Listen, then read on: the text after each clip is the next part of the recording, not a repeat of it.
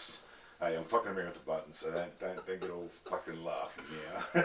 With special guest today, Evan Hocking. Welcome, mate. Thanks for having me, boys. It's I like that. That was you playing bass there, Geordie. Yeah. On the intro. That wasn't me shooting loads though.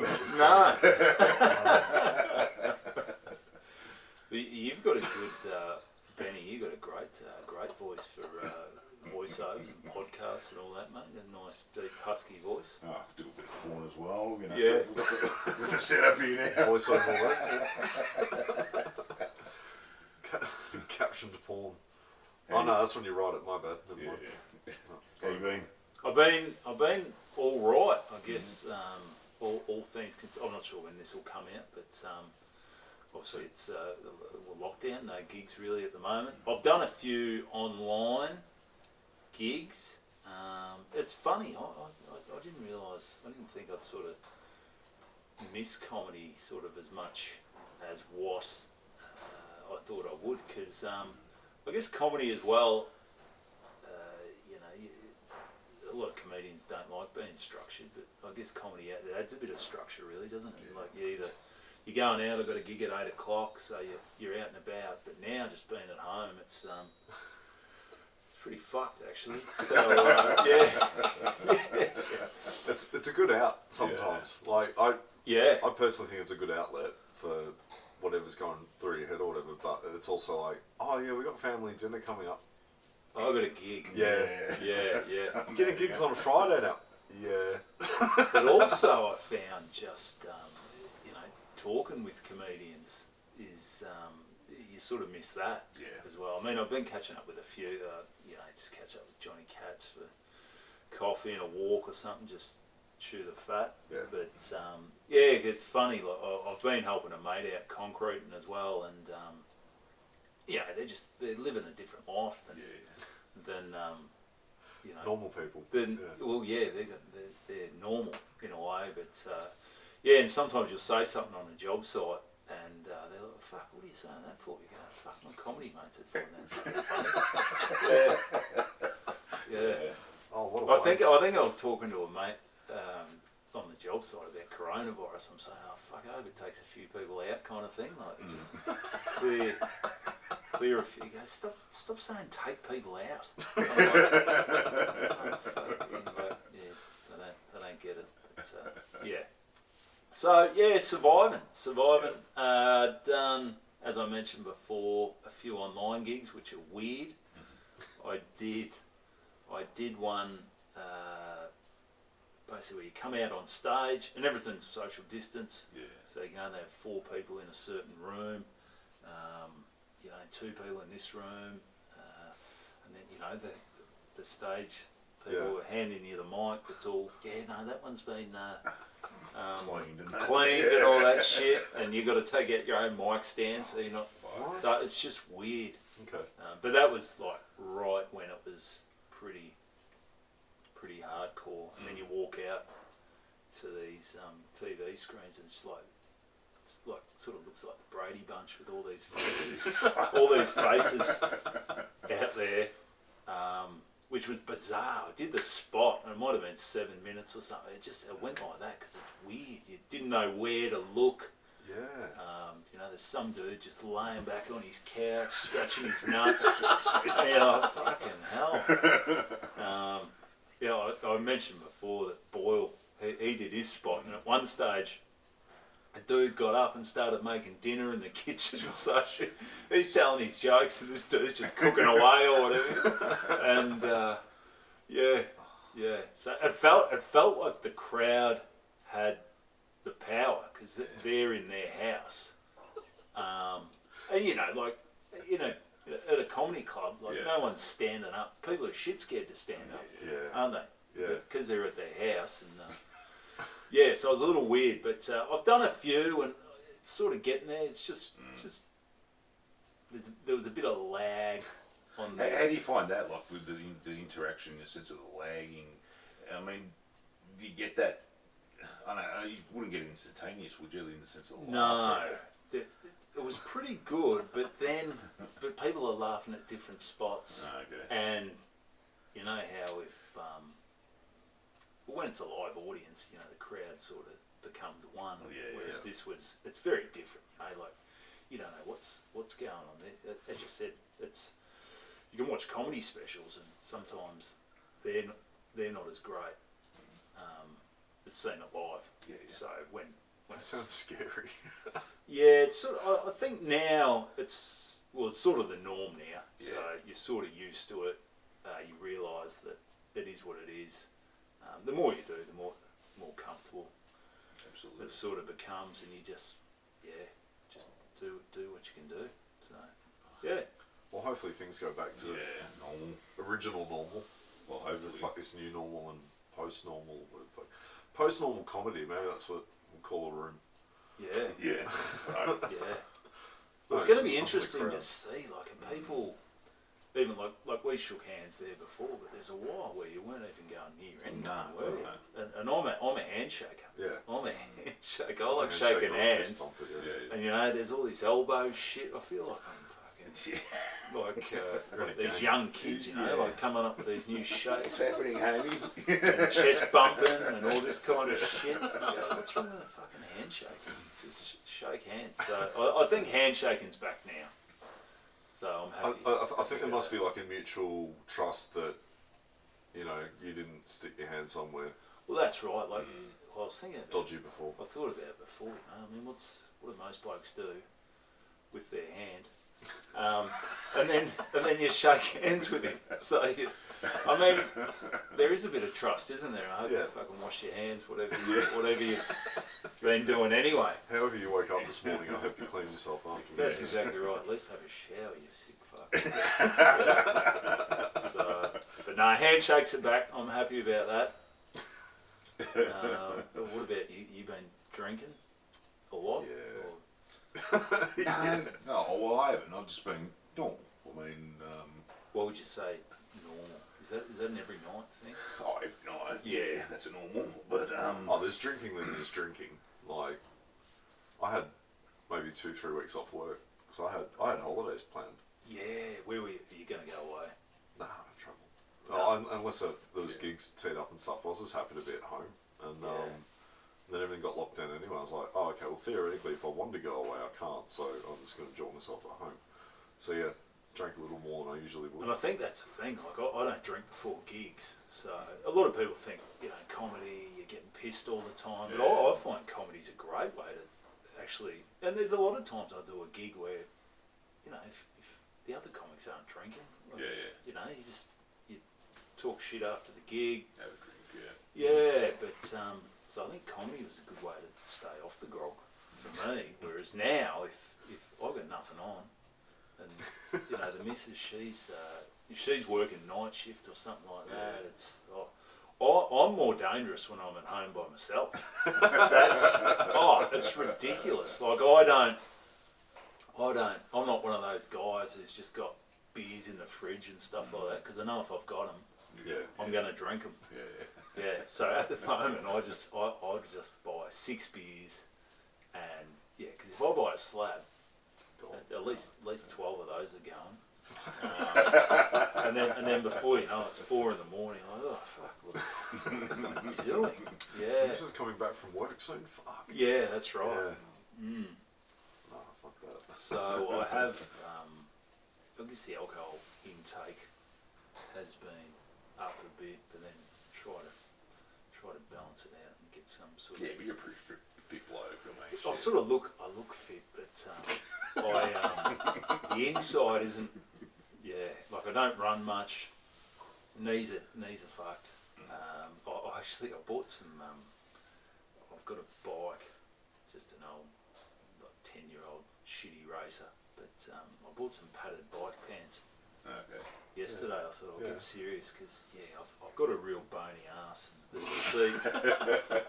Oh yeah, and the seat is that uncomfortable on this bike. There's just no padding in it whatsoever. I mean, I could have got a new seat for it. And I thought, oh fuck, I'll try these padded bike pants. They are so comfy. Like when you first put them on, it's like you got 50 bloody Libra fur down there or something. You go, what the fuck?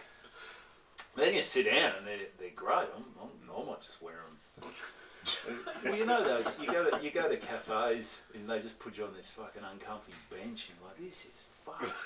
You know, It's this life-changing pants. this coffee better be fucking good. But, yeah, so I'll wear them to cafes, just down the park or whatever, or you just sit on a star picket. You don't ever notice. So I'm all about the padded pants. Oh, the padded pants look better in public than Lycra. Yeah. Oh, I won't go that far. I must admit, I felt a bit wanky walking into Rebel Sport. Oh, you got padded bike pants, man. But I just don't think I'll do the whole. Lance Armstrong. Nah, I think that's going too far. I had a when I was a head chef at a place, and I had one of my apprentices, and he fucking rode a bike everywhere. Loved his bike. Yeah. And I used to say to him, listen, bro, go get changed, put your chef shit on. Don't come through the kitchen with your bike shit. Yeah. Oh no, I just want to quickly say hello to your chef. Yeah, all right, just don't. I've had enough. Because he'd come through and you'd hear him a mile away because they have those little the fucking cleats or there, whatever. Yeah, that's going a bit far. He's coming through and it's like, Carl, for fuck's sake, go get changed, then come down here. This floor's polished, motherfucker. Yeah. Oh god. Have you spoken about chefing on the podcast? Yeah. So what's that? That's you're still doing that now? No. Fuck no, left that. Oh, he cooked some mean barbecue. He took us some food last week. That was good. I left that about. I had a restaurant 7 years ago. And that was my last. That was the last. Because chefs are sort of renowned as pretty big drinkers. Drinkers. Everything else. Everything else that goes with that. Yeah. I wonder why fucking Gordon Ramsay is so fucking angry. Stay away. Yeah, so it's a bit of a lifestyle, as in that lifestyle sort of. When you're young, fucking awesome. Yeah. But as you start getting older and your life changes and you're married, so on and so forth, you can't do shit that you used to do. So a lot of that was sort of we learnt a lot. Let's just say I don't know why she's with me, but I always joke about that. She's been through a lot and she could have walked away many a time. Oh yeah. Puppy. What's the dog's name? Buddy. Yeah, him. Yeah. So where did you start your comedy? Where did you first? I started. I did my first open mic. It was actually in 2007. I used to just muck around at the footy club. I used to just get up and sort of rip a bit of shit on blokes on like a Thursday night.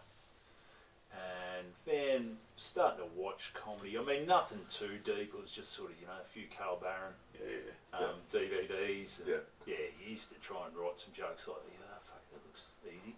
And then you realise, no, it's not that easy. So 2007, I did a few open mics. But then I moved away to Port Douglas for 4 years. I did a little bit of local radio up there, which was a bit of fun. But when I moved back in 2012, I didn't really know. I did my first gig back. I basically started from scratch. I sort of say that I basically started in 2012. That's because 2007 was just a few open mics. I wasn't really doing much. I mucked around up in Port Douglas, but I'd say 2012, October 2012 was when I thought, all right, fuck this. I was 30, I thought, have one last crack at it, see what happens. So what's that now? That's 8 years or something like that. Yeah, so that's good as. How'd you get into the radio? Oh, it's basically anyone. The local radio is called Port FM. American dude and his wife, great people. They owned it, and I think they had a few full-time staffers. There was like a morning show, so Michael Gabor, he was on that, and then Dale, he did like 9 till 11, or maybe 9 till 12, and then another bloke, Nick, he did the Arvo shift. So they had a few, and then the programming after the regulars were in was, if you wanted to have a crack at it, they'd give you a go. Cool. So I was running the board and stuff like that. It was great. I started off with my mate Shawbet, who I'd sort of planned the whole Shawbet. So his name's Scott Hewitt, and he got the name Shawbet because he's a jockey manager, and he was on the Saturday morning sports show, and he'd come in every week and give like a tip. And that was known as Scotty's Shawbet. Shawbet, gotcha. Yeah. And they used to play that song. You better, Shawbet. They did that. So it was good fun. It was great fun. Yeah. And he was a great mate. I said, do you want to, we called it the Buddha and Shawbet show. My nickname's Buddha. And fuck, we didn't know what the fuck we were doing. But I'd sort of come up with everything, and he'd rock up and go, all right, what are we talking about today, bud? It was once a week, it was an hour, it was good fun, and then he stopped doing it, and I just, I thought, I'll keep doing it. I did it myself and called it Unnecessary Noise with Buddha. So, it was good fun to get used to, when you first go in, if you've ever done radio, you're just like, fuck, people actually listen to this shit. What am I going to do? If you think about it, I guess it's like a podcast as well. You never know who's going to listen, but if you get into your head that people, and then once you're used to it, you just chat. I think it's a lot of pre-planning. I mean, you got to plan. Yeah. And this is the thing. People think there is a bit of riffing, of course. Yes. But a lot of it's pre-planned. I mean, you've got to be it's like a script, basically. You follow the script. If you can get that down and it sort of flows and works well. And that's the main thing, I think. I mean, because people look at it and go, fuck, that's easy shit. But it's like comedy. People look at it and go, when you see somebody who just do it with ease, you go, yes, fuck, that's easy, and then you get up there and go, fuck, this is not easy. That's right. I found I had to be even more prepared doing radio on my own, because you can't. I mean, you've always got a song to bail you out, but you don't want to be stumbling through. Oh, fuck, so I'd sort of plan my segments, then a couple of songs, back to a segment. It was good. It was good fun. Good way to sort of be creative without doing the stand up. So well, you always I've met you a couple of times, and I always found you easy, as in you have a chat. You're low key. You sort of come in a room. You're very low key. You do your thing. I've seen you sort of meander off and just sort of get into your sort of zone or whatever. Do you find with the radio it helped you with your comedy in the sense of? Yeah, I think it did. It was, obviously radio's a different dynamic, and I did voices. I had a character called the Virgin Video Guy. What was his voice? Oh, g'day guys, how you going? So I'd actually, it sounds fucking stupid, but I'd interview him. Oh, so with Virgin Video Guys, how are you, mate? Yeah, going all right, bud. So I'd sort of stuff like that, which that doesn't, unless you want to do characters on the stage, but it was a good way to be creative and just get in the process of coming up with something each week. As far as I said, when I came back to Melbourne, I had to start from scratch. I didn't really have any jokes or anything like that, so it was a pretty hard sort of slog to get your material up. And what I did, I do a lot of footy club gigs. So what I would do is I'd book the night. Someone said, "Oh, we want to have a night," so I'd get a pro headliner, pro MC, pro support, and then I'd do say 5 minutes in the first bracket, and then slowly you get to maybe 10 minutes, and then I sort of built it to a point where I could MC them, and then just get a support and a headline, and so that's how I sort of built a way of being able to do stand up relatively full time and make some money from it. Okay. And I think as well, when you're young or new, I think a lot of people, it's good to hang out at those open mic rooms and try stuff, but you really got to be looking at the next level if you want to get there, So, whether I was going down in the lounge and watching the headliners there and watching and a great mate, a great comedian, Oaksy, Brad Oakes, he used to sort of come down and go, he'd sort of run me through what the headline's doing. You see how he sort of lost this side of the room. Yeah. He's got him back on here, and so it was interesting to study it like that, and maybe it helped me progress a bit quicker. But did he try and sell you a DVD after that? Yeah, I've got 10 of the fucking things. Okay, yeah. But I know it's interesting. I've been watching a bit of stand up, and I did study it for a while, and then I sort of went away from it. I guess the last few years I haven't been writing much because I think I'm getting to a point where I want to go into things. I was chatting to Katsy about it, a little bit deeper into stuff. Mm-hmm. Like sometimes I've got some jokes that they're sort of just jokes, and I go, I'm not. Why am I? I got jokes. My brother, he played for Essendon, so I sort of rip on him about being a junkie and shit like that. Which they're not too bad. The jokes come off all right, but there's also a point of that where I'm sort of sick of throwing him under the bus because I know that the AFL and Essendon were sort of the ones they're the ones who are in the wrong. Yeah. But that's a hard thing about how do you get that across, still make it funny. So especially when you're not gigging. So there's things like that where I want to go a bit deeper into that kind of stuff. I'll always still rip on me brother. Yeah.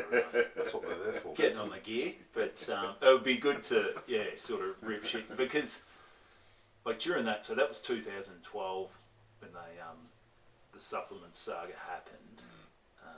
I booked the Nelson twins for a gig.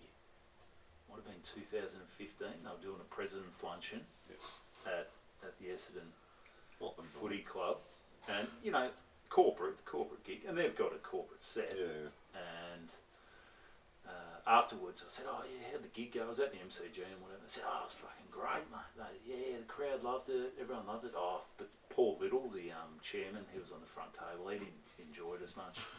And apparently Tiffany Cherry, she was hosting. She came up about 10 minutes in and goes, "All right, boys, that's enough," and sort of ripped them off. Like, "Oh, what's going on? What are you talking about?"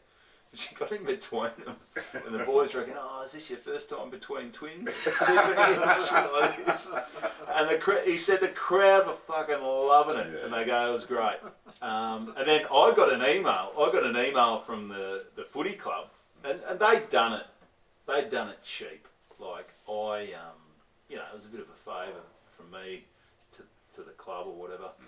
And then I get an email saying that we're only going to pay half the fee. And I said to the guys, I said, "Oh, what happened?" I said, "Oh, I don't know. No, it was our corporate set. Everything was cool. Tiffany came on, and so I emailed the girl I was dealing with. I said, "Oh, if you don't mind me asking, what was the reason for only half the fee?" And they said, "Oh, they told some joke about," and they did send me a list of shit that you're not allowed to mention the drug stuff and blah blah blah, and they didn't do any of that. But apparently they've got a joke that says, "Oh, we grew up in a small country town and had one shop, one pub, one prostitute. Mum found it tough working 3 jobs," which is a funny joke. Good joke. So she might have mentioned that there was a joke about a prostitute, and so they've got on their high horse saying here at the Essendon Football Club, that's not the what we stand for and this and that. So a fictional joke about You know, someone's mum being a prostitute's no good, but We don't condone that sort of shit. You A guy juicing up's fine. yeah, guy juicing up and a supplements program, you know. So see shit like that. It's like it's frustrating. It's frustrating. Yeah. How do you find those gigs? Like, I mean, we've talked to a couple of people about corporate gigs, and some of them just say, "Fuck no." Like, Yeah, I haven't done many real corporate sort of gigs. Would I want to? I mean, money wise, I guess. I guess you would, and it's probably good for your skills. And do you tame your material, like you're saying now? Do you sort of tone it down? I mean, I guess I don't really have too much stuff that's too risky. You know, maybe it's something where that's the thing for me going forward. Maybe, you know, I want to start. And everyone says, "Oh, I want to get edgier," but you know, I just want to delve into things a little deeper. Yeah. So you do. You know, you got some basic jokes you sort of wrote when you were a bit younger that you know will work with a certain crowd, and but I've never really had to do a gig where I've had a list of protocols where you can't mention this, you can't mention that. Most of them. It sounds constricting. Even relatively corporate, you're like, oh yeah, it's a bit of swearing, see how it goes. So that's the thing. Like a footy club, I'd imagine it'd be pretty loose, you know, to a point. You know, you can sort of say, pretty much anything, you know. Yeah, well, it is, and you know, some gigs, depending on the gig, you can, you know, it's just where it goes. You know, sometimes the crowd will steer it that way. So you know, there's times where if I listen back to my set, where I swear a lot in normal life, and I think when I'm relaxed and you know comfortable, sometimes a few mates said, "Do you have to swear all the time?" I said, it's just that laid back. I don't know where it came from either, because everyone goes, "Oh, you must have grown up in the country." I said, "No, I grew up in the suburbs, Mooroolbark, 40 minutes from the city." I don't know where the twang came from. It got worse when I lived in Port Douglas, mate. Jesus Christ, I'm leaving letters and words out of sentences. You need a bloody translator to work out what I was talking about. And the classic, just lazy. That's just our laid back characters out there. Yeah. I found. I still. It's funny though. I guess. Like my fiance, she's a doctor, and there's times where I'm talking to like a lot of her friends are doctors and their husbands are engineers, and sometimes they must think I'm just a fucking bogan. No, but they love that. Like my wife's from corporate, so they love the knockabout, go fuck yourself attitude that we sort of bring, and it's sort of like they want that. Like I was at a Christmas party, family, and my wife's before we flew up to Brisbane. Yeah. Don't act like a fucking idiot. Fine. And literally, I sat on. There was like it was a brother-in-law's birthday plus Christmas, the whole thing, and he sort of combined a massive fucking pub, rented the top part of this pub. Yeah. And I just went, you know what? I'll say hello to everybody quickly, and then I'll just go sit out on the balcony, smoke, and drink. And that's what I did. And I said to her, I'm not gonna say nothing stupid. If somebody talks to me, I'll talk. And literally, by the end of the night, I had all these people fucking rocking to Barnsley. And it was just like, I just sat out there, I'm having a smoke. One person, so what do you do? And you sort of start talking shit and all that sort of stuff. And they're like, oh, this is just, and they're engineers, like I say, doctors, engineers, that whole fucking world that I've never been a part of sort of thing. And you just go for it, it gives a fuck. It's like you say your piece, and they love that because they don't get that in everyday chat. Way too And the thing, a lot of them, like, you know, it probably sounds worse than what, you know, there's probably some doctors who are like really socially retarded. But too smart. Well, they're probably autistic in a way as well, some of them. But a lot of her friends, they're great, they like getting the piss. Whatever else. It's just one of those things when I've grown up, you know, around footy clubs, same sort of people, Yeah. blokey blokes, you know, even the Sheila's a fucking blokey. And, oh man, my mum, when I first met Kristen, like she's wearing glasses and, you know, mum just goes, oh gosh, she's not a girl I'd picture you with. And oh man, if you had told me like years ago that I'd be, you know, when I first met her, she was working in neurology at the Alfred Hospital. I had to fucking Google what neurology was. This is fucking crazy. How have I done this? But, Don't ask what did you do today. Did you have a good day? Yeah. yeah, that's it. But I actually find I enjoy chatting. You know, I guess some comics are like comics all the time. They're like just want to make people laugh. But there's times where, you know what, I love meeting different people and actually, you know, I don't read much, so if I can learn something by having a chat to someone, that's a good way of doing it. I'm starting to see a common trait with comics. Not a lot of us read. It's way too time consuming. I want to do it more. I've listened to a few audio books. That's a good way to read when you're driving. But I don't know. I just can't. The number of times I've read a book or read like 10 pages of a book and just gone, oh fuck, I did not take any of that in. I had to go back. I remember reading one of Bob Franklin's books, and it was that's non-fiction. Fiction. Yeah. So I'm reading this book and I'm reading it in his voice, and then I get 10 pages in. I go, I think this character is a woman. So he's written this book, like his character is a woman, but I've been thinking it's just Bob Franklin. I've been saying it in his voice, and it got 10 pages in. I've gone, oh fuck, no, that's a woman. I'm gonna have to read this again. And movies as well. I find it, I just zone out. Like the number of times I've had to ask Kristen, my fiance, say, oh, I'm like that dickhead in the movie. Goes, oh, what's happening here? What's going on there? But I never ask that. I just get to the end of the movie and go, I didn't fucking get that.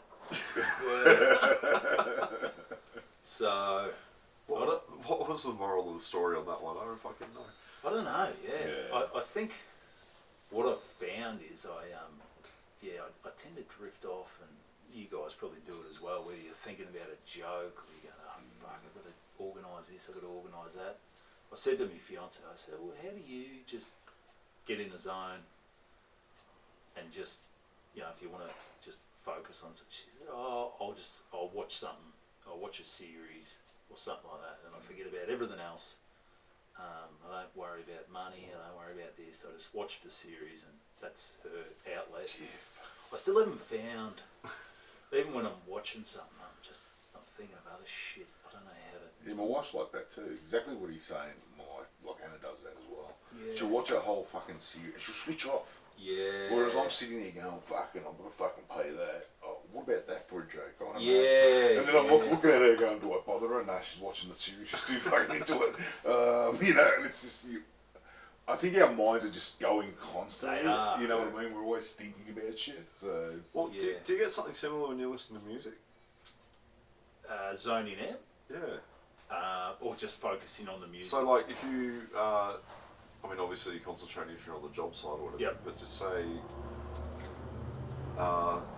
stuck in traffic or something, and, you know, that one good song on radio comes on, like, are you there for that, or do you zone out?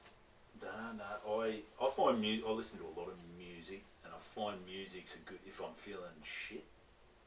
I find if I'm just around the house, I find it hard for it to just be quiet.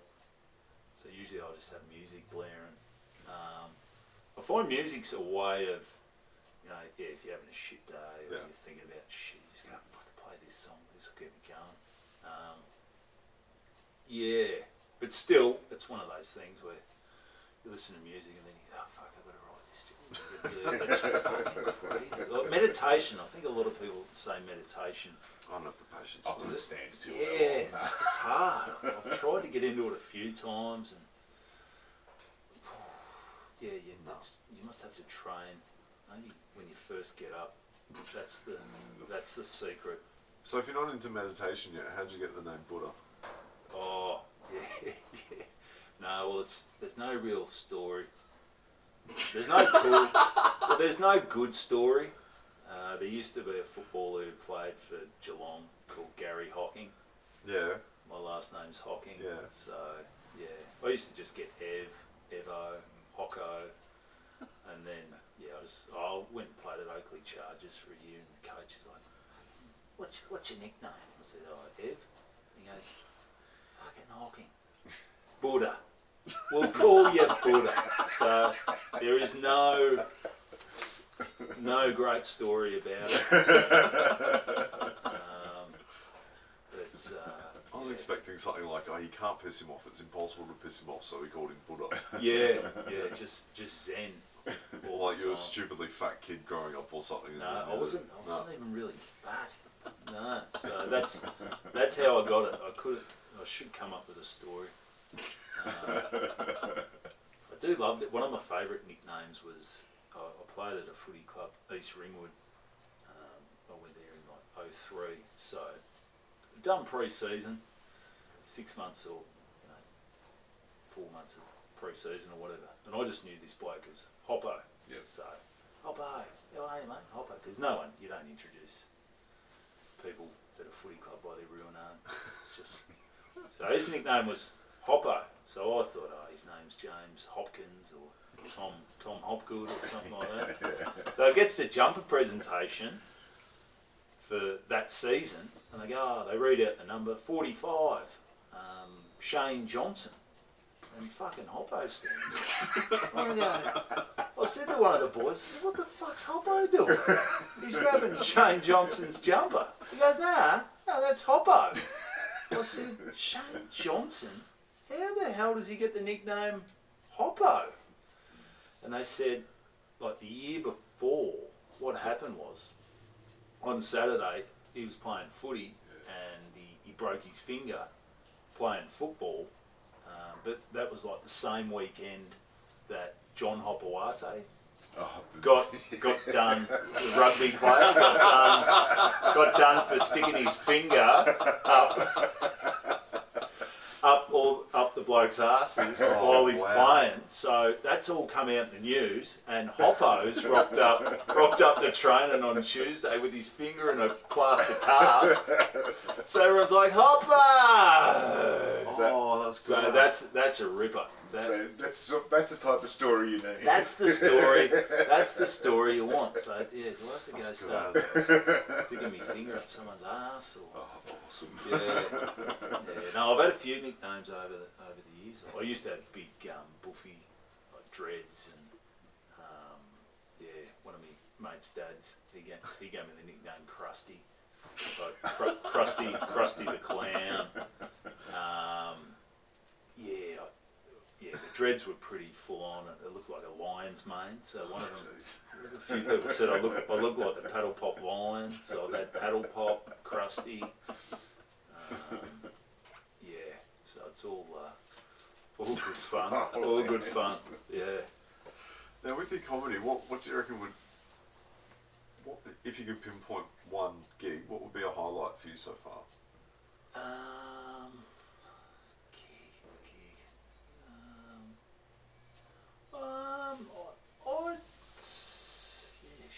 I don't know.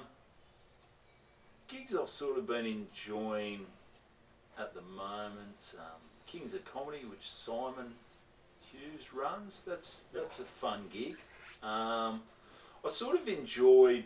I think back now to Comedy Festival 2017. I put my show together. It's called The Morning After, and it was about a few weeks in Port Douglas where I got a bit loose. 1 week I got pissed and flipped a car over, not driving it. It was me and a few mates. So we tipped the car over. It landed on its roof. They got written off, and basically for the next week, I had to, because people sort of found out realise it was me. I found out it was like a local's car. So I was like, oh, fuck it. I knew the bloke. I'm like, oh, fuck. So I ended up having to buy him a new car. Oh, Jesus. Yeah. Buy him a new car. Get rid of the wreckage. Basically try to hide the fact that I'd done it. So I didn't dob any of the other blokes in. I was captain of the footy club at the time, so I fucking stood down. I stood down as captain. I had to go into. There were other people there on the night, and one of them worked for the local paper. So her boss is like, oh, you know, I've got to do a story about this fucking car. I said, oh, all right, leave it with me. I went into the paper and I basically told all them, yeah, I did it. They had to write a story, basically not naming me. So it was like a week from hell. It was a week from hell. Yeah, stood down as captain. I had to get money out of these guys to help buy this. He said, if you can get me a car by the end of the week, I won't go to the cops. I said, all right, fuck, so I'm trying to find a car in Cairns and shit like this. And, you know... What kind of car was it? It was a piece of shit, but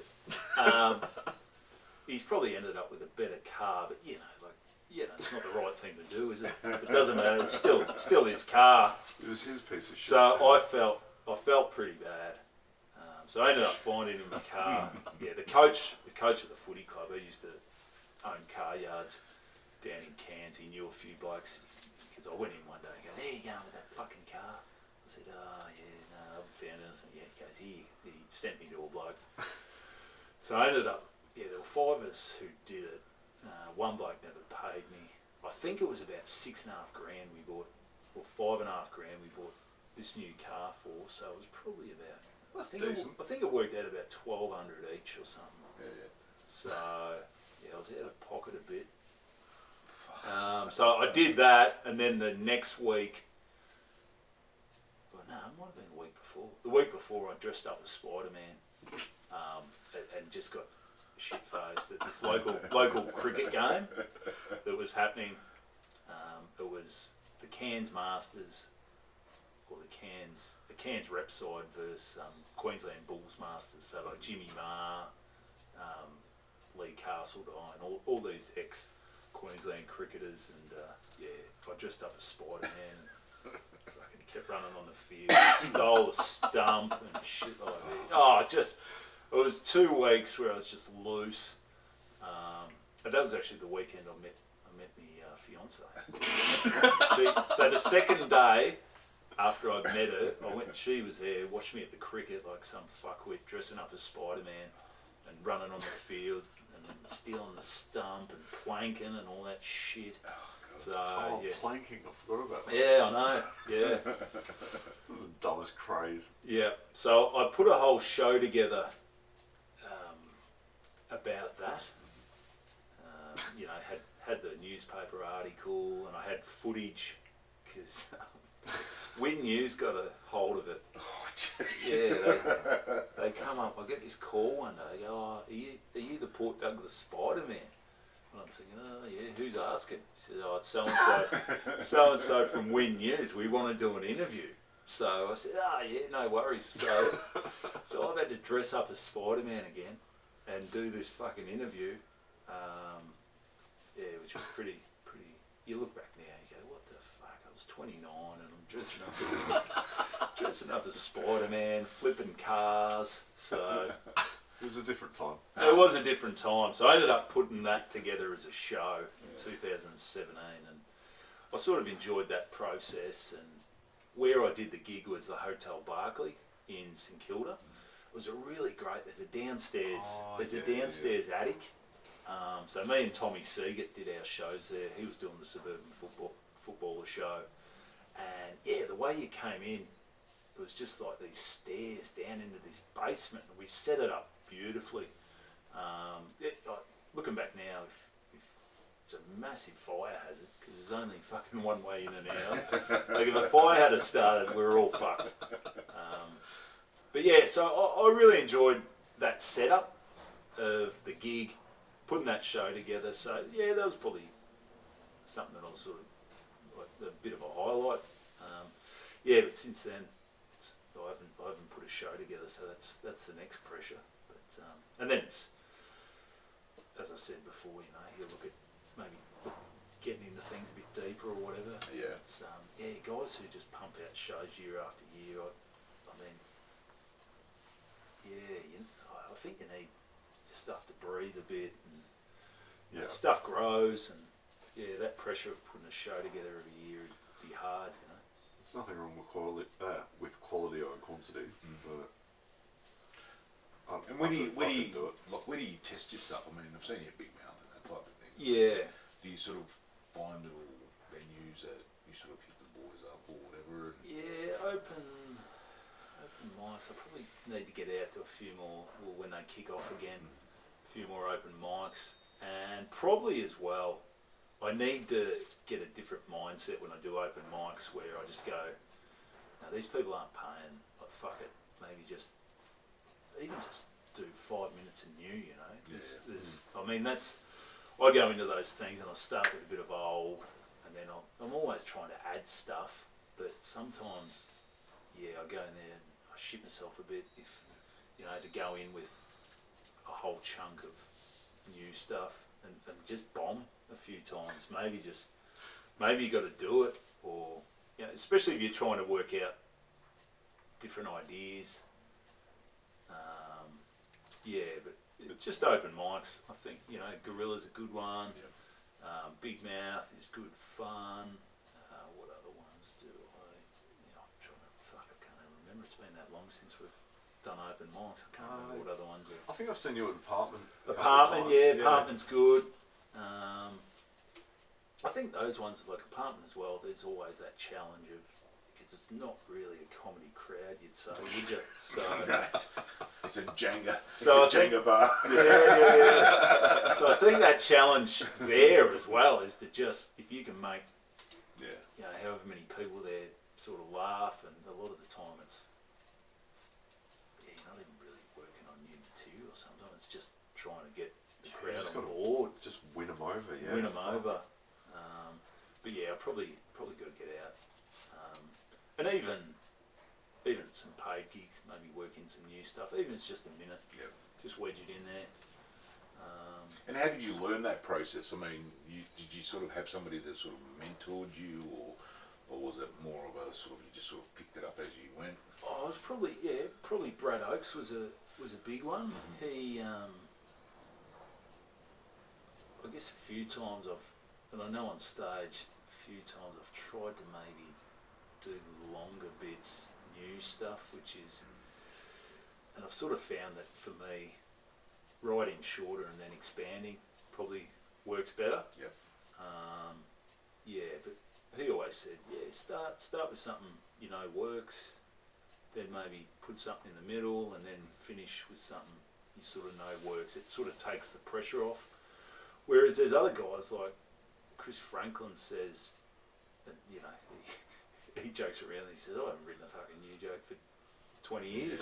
But he says if he is going to try a new joke, sometimes he'll just do it, or topical stuff, he'll just do it at the start, because he knows that, you know, the rest of his stuff is, you know, honed that tight that he'll be able to get them back.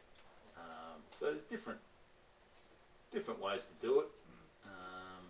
I don't know, do you guys have a regular opener that you use, or? It's been so long. Yeah, because I used to have one. I had braces for a while. I used to open with that and just go, I've got braces. I got them for a simple reason, because trying to get a root with red hair and freckles was getting too easy. And I remember the first time when I got them off, because that was my opener for 2.5 years or whatever, and then when I got them off, I go, oh fuck, I don't have any braces anymore. What am I gonna open with? Yeah, so it threw me off a bit, and now, I don't know. I was sort of just, the gigs I've been doing is just mentioning that I'm getting married, and then I wouldn't mind just,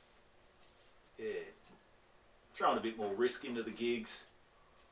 I guess that's the thing when there haven't been that many gigs around, you've probably got more material to everyone's going to be coming out with new stuff because everyone's kind of been hit on a reset button.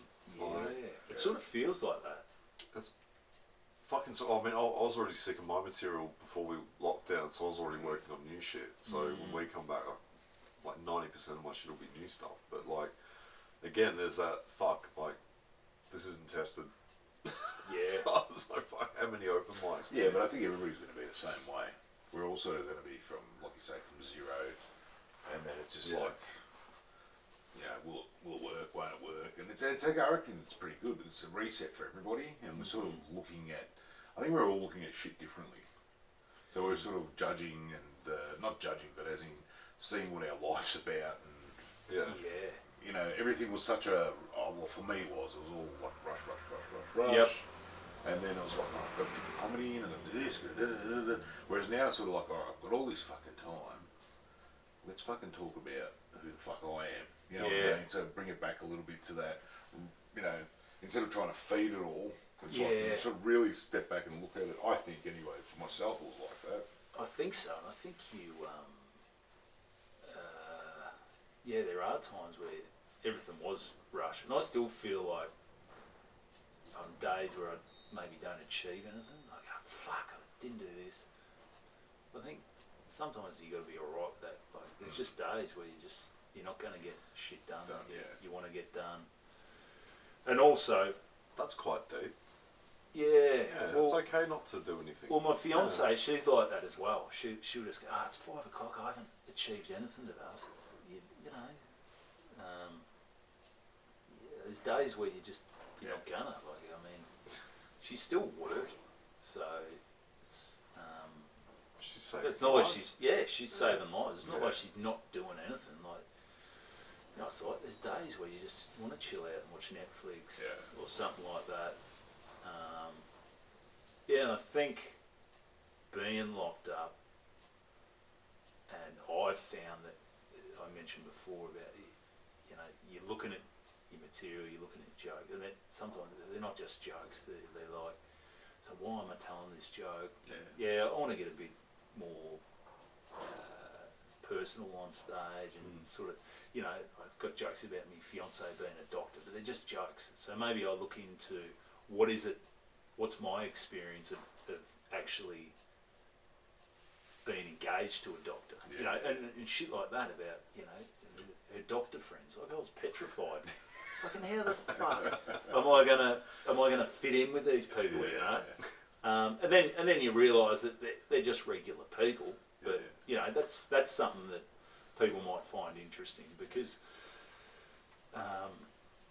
you know, a lot of my friends, I think I've changed. Sometimes you look at your life and you probably look, Benny, when you were a chef, or Geordie when you were in a band. You know, sometimes you go, that's like another lifetime ago. So you're constantly evolving, and you know, maybe coronavirus is one of those things as well. But I sort of look at, I played football for years. That's all I did. I was a tradie. Like, my life revolved around playing football, working, and then on the weekend you play a game, you get shit-faced with your mates, you're hungover on Sunday, you go back to work. That was my life. It was fucking simple. It was easy. But then you get to a point where then I moved to Port Douglas, which was a lot of football and that, but you meet new people, you know, Port Douglas, so you got people from all around the world, you got people from different states, and then all of a sudden you come back to Melbourne and now you're meeting people who are doctors and engineers, and my fiance's got a lot of friends who are from overseas. And like, fuck, I'd never really been overseas until I met her. Like, I'd been on a cruise, you know, which, fuck, it's not really cultural there, is it? You're getting off. Depends hungover, you just, and then I've been in New Zealand with my family when I was younger, and I ended up doing a trip before I came back to Melbourne through Europe and London, but you know, we weren't fucking taking in the sights. Like, we went to, where's the Sistine Chapel or whatever? Is that in Italy? Sistine Chapel or is that in Sistine Chapel? Is it France or Italy? France? It might be France. Fuck, I don't know. But Italy. Yeah, I think it's Italy. Nah, isn't it? fuck, I don't know. I've never seen it. Italy. Yeah, well, that's it. But like, we were doing all that shit. That's tiny. They said that. Well, we wanted to go see that when we were in Europe a couple of years ago, 2 years ago. Yeah. And I go, fuck that, I'm going to stand around in a little fucking summer. Like, Yeah. I don't want to get close to people. And, like, I just don't like people. As in, Yeah. I don't like that. Yeah.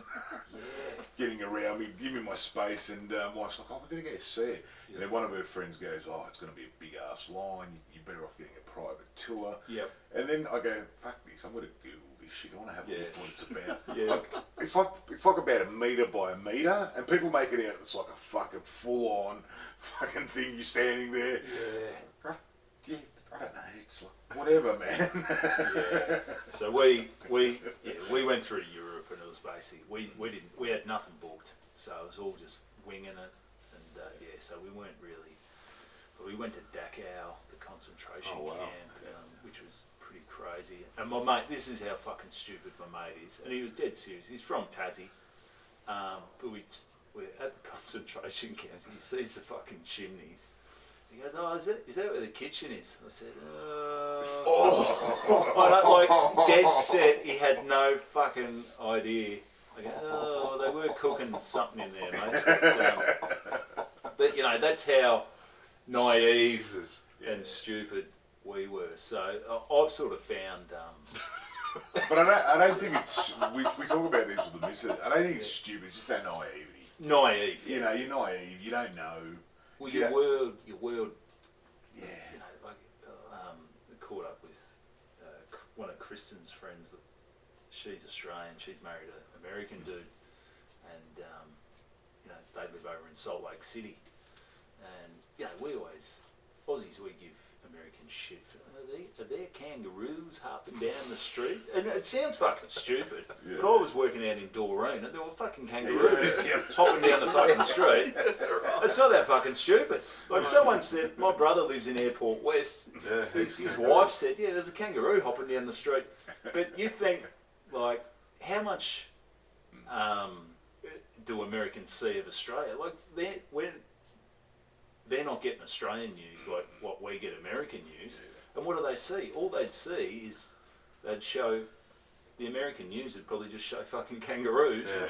So it was stupid. But then I'm chatting to this dude, Zach, who's from Salt Lake City, and I sounded like that fucking stupid American, but as an Australian, you know, I'm like, oh, you know, John Stockton and Karl Malone just walking down the street, you know, because all I knew about America through like the 90s and that was just through NBA, through basketball and shit like that. So I mean, I'm not sure what the point is there, but it's good to sort of chat to, you know, different people and broaden your horizons. So you sort of go through, as I said, that was the thing, evolving as a person, getting a bit fucking deep here. But you know, there's some of my mates who, and you know, for whatever reason, they've never really lived anywhere else. They've done the same job for 15 years, and you know, like that can be great. It's probably not for me. But also, you know, sometimes you think, their life's a lot fucking simpler than trying to come up with jokes and shit, isn't it? Like, sometimes the more you think, the fucking worse it is.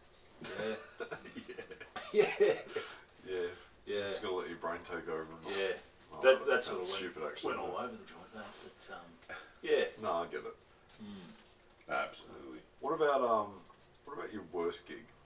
Worst gig. Like, what's a standout bomb for you? Yeah, a bomb that you sort of went... Like one you had to fucking climb your way back one was pretty bad. I did a gig. I was booked to do a gig on a Sunday in October. It might have been about 2.5 years ago now. And it was at the Croydon Hotel. And it was for a group of, I don't know what they were, like a punters club or something like that. And so I bought the sound, set it up, and it was in the main bar. In the main bar, a few guys sitting around, and TV screens behind me. Yeah. And I said to the staff, I said, "Oh, you know, you're going to turn these TV screens off." I said, "Yeah, we'll do that." And then it was actually it was the day of Bathurst. Oh. And they said, "Nah." One of them said, "No, you can't fucking turn the TV off, mate." So I go, well, you got to turn it off. Like, there's no way this is ever going to work if that TV screen, it's right behind me. You know, this is going to be an uphill battle as it is. I said to the dude, I said, oh, how long do you want me to do? He goes, oh, if you could do half an hour. I said, there is no way I'm fucking going to get through half an hour. Like at the time, like even when the gig's going well, I think, fuck, do I have half an hour of material? Like, you know, like, there's going to have to be some fucking decent crowd work in here to make this work. Yeah, so I'm just going, oh, fuck me, this is crazy. So I'm doing the gig. They didn't turn the TV off, and I'm not sure how far, but it was one of those things where I tried to get a bit of banter with the crowd, just nothing, and I might have scraped through 20 minutes, and I remember some dude just sitting there, just basically shaking his head, sort of just cutting his throat, just going, it's over. And I knew it was over. It was over from probably the 2-minute mark. I just try and crawl to my time, and you just leave a gig like that. You just go, you know, I probably took it pretty hard. I guess now you realise that there's no way that was ever. And that was just you, no other comedians? That was just me. It was sort of like a day where they auction off memorabilia and they just have a drink. And yeah, I don't know, you just,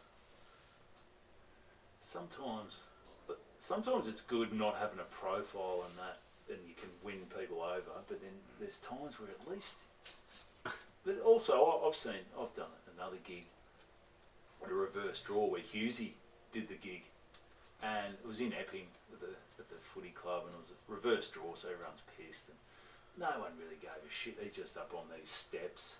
He goes, I've been on TV, respect me, you know.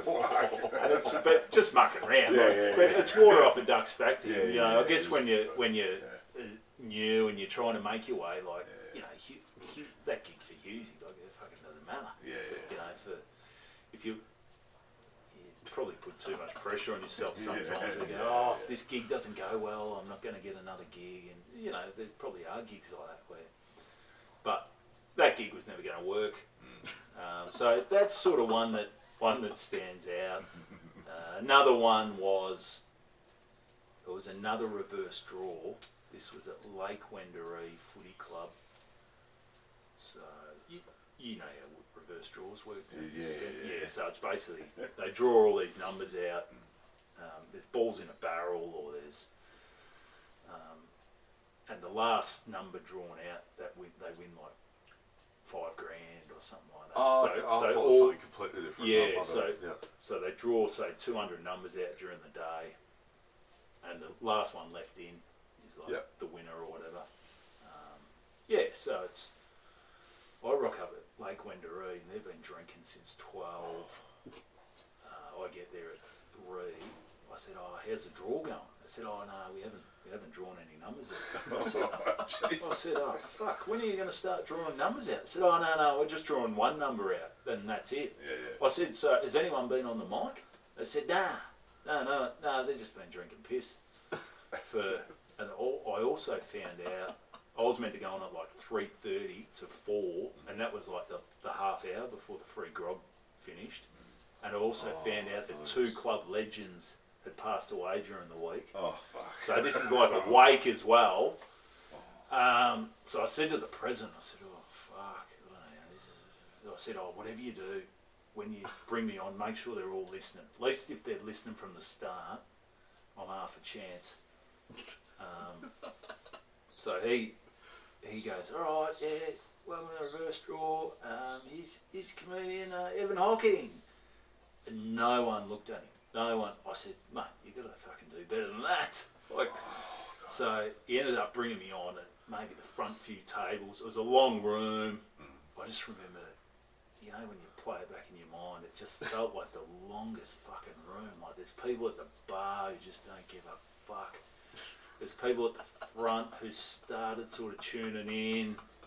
So I'm on stage and I thought, this isn't really working. So I went through the crowd a bit, tried to get their attention. It was just working hard for about half an hour. I ended up ripping on some chick, which sort of turned the crowd off me, and I'm just going, oh, this is fucked. I mean, you probably look back and it wasn't that bad, but just at the time, you're just doing everything you can to try and make it work, and it's not really working. And it was just, I think when the crowd's not interested and they're not listening, you can't do anything. Yeah. You can't do anything. That's like that gig I did with you. It was probably one of the first times I met you, I think. Stand up in the attic. Yep. I got shoot in there one night, and Evan was MC, and I was second last on. And Oh yeah, I remember that one. Yeah. Oh, yeah, Thomas. as he's about to announce me, everyone just gets up and has a drink. And go, no, come on, sit down. We got one more act. You know, no, sit down. Come on, we got one more act. All right, fuck it, we're having a drinks break. Oh, I did too. Yeah, I did. But I'm trying to tell you, no, fuck it, man. Just put me on. It's fine. I thought a few people said, "Oh, why'd you do that?" I said, "Oh man, like I don't know how many were in the crowd." It was reasonably busy. There was more in the smokers bit than there were in the dead crowd. set, yeah. But 3/4 of the crowd just got up. I said, "Oh fuck this." Yeah. started with one table, and Evan's trying to like barter with him, kind of like negotiate with him. Like, Yeah. okay, you guys go first, and then the other table go. You can't all go at once. All of a sudden, just like big. They all got up. And I said, Yeah. "Oh fuck this. We'll have a break. It's not fair on Geordie to come up and play to two people." Oh, it's the nicest thing anyone's ever done for me. I was like, no, fuck it, just let me do it. I don't care. But then that turned out alright, that big, but fucking. What's his I mean, name? it could have. Could've I guess been having a completely break at open mics, it can. But there's times where you just need a break. They need Oh, a fuck break. yeah. Well, I've seen them. I've seen sometimes, you do the open micers. And like Paul's... Big mouth. No, not Big Mouth, the George. Oh, They're yeah, down yeah. Fitzroy Street. Yep. And he might have a crowd at the start, get a few Yeah. people in. You've done that. Oh, You've yeah, done then that they little- have a break and no and then one he comes in. Yeah, but he does the break and everyone just disappears. Everyone And disappears. it's like, Yeah. fuck, don't do that. Just let everybody go through and we're It's done. so fucking touchy. Like, I learned Yeah. that the hard way with Death or Glory. Like, because I had, Yeah. I was trying to get everyone I possibly could. But that's the thing. On. You want to get everyone on, but I reckon there's times where you just, I reckon sort of an hour, Yeah. like, and make sure. And that's the thing. Some people take the piss. You go, if it's 5 minutes, do you fucking That's 5 fucking minutes? fine. Yeah, get off. Yeah. But there's some people who just, like they go, oh, fuck, I just don't. Some people have been doing comedy for over 5 years, and you don't know how long fucking 5 minutes is. Yeah, that's right. Yeah. So, Yeah, there's a few of them. yeah. I think something within the length of the movie, but having said that, like I've had nights there where we have had a planned break. So look, I got 6 for you at the start, or at 6 for you at the end. We're gonna have a drink and smoke break between. Come back. Each half is as good as the last. Like just come back in, and that's worked. And then it hasn't fucking worked. So Yeah. You never know. depends who's there, what day it is, what time it is. But also quality of acts as well. But it's just Yeah, it's crazy to be good. I mean, I just don't know. Like you look at the States, and we're probably a fair way behind in. It just seems like it's population as well. But wouldn't it be great if there were Australians were in that comedy sort of culture because you think, I reckon if they were, you could, like I've run a few brewery gigs sporadically around the joint, and they've been good, but you think, even out here, like out here, if people wanted to see comedy, like if there was a venue, you reckon they could sustain it at least once a month? Yeah. Or something like that. I think the Netflix thing's going to help with that though. Like, think about how many specials are on Netflix now. Like, some of them are absolute garbage, but the ones that are good, it's accessible. Whereas before that, you'd only see clips on YouTube or something like that. But then, people are talking about more like, "Fuck, did you see that on Netflix?" Blah blah blah. And like, I think that might help going forward, or at least in the next few years. Like, comedy is more accessible, and quality comedy is a bit more accessible now. That might push people out. Oh, well, people hit it. Some people, I think, because we're in the comedy, like we're part of it, we want to watch it and all that. But it's like, I was actually asking a mate last night, and heard of Chappelle, Yeah. and you can just see like, Nah, you know no, what they I mean? don't. There's no real connection to it. Whereas No. we, you know, we'll watch that, or we'll watch a podcast, or listen to a podcast, or whatever the case may be. Yeah. But like you said, America's got numbers, Yeah. and that's the hardest thing. It's like every state over there is going to have their fucking scene. You know, be it small, big, whatever, and they've got a lot more places to sort of flow from. You know what I mean? You know, the East Coast, West Coast, all that sort of shit. And we haven't got it. It's sort of like, you know, well, you know, you go up to Sydney or you go up to Brisbane, and you sort of do that sort of meander up, come back down, sort of thing, and our scene's not strong enough, I don't think, here.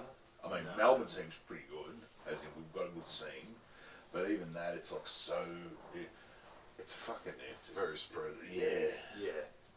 And there is a lot of people in the fucking pool, you know what I mean? It's like, Yep. there's a shitload of people, and we've talked about this the other day, how Some people need to drown, or well, maybe, but or just give them the old.